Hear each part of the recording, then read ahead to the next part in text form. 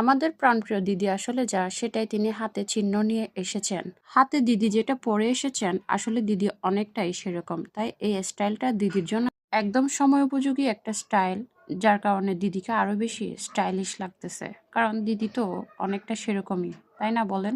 যাই হোক, অনেক বছর পরে দিদি একটা অ্যাওয়ার্ড শোতে গেলেন। কি জন্য কি কারণে জানি একটা পুরস্কার পেলেন। যদিও উনার অভিনয় আমরা দেখছি, উনার যে অভিনয় আল্লাহ, উনি কিভাবে অ্যাওয়ার্ড পাচ্ছেন আল্লাহই ভালো জানে।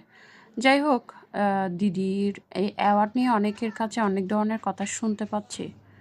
অনেকেই বলছেন দিদি একটু সম্মানের জন্য হয়তো অ্যাওয়ার্ডটা কিনে নিয়েছেন। এটা মানুষে বলছে, আমি বলছি না। অনেকে অনেক ধরনের কথা বলছেন। তবে যেভাবে হোক, যে কারণে হোক, তিনি তো একটি অ্যাওয়ার্ড পেলেন, একটি সম্মাননা পেলেন।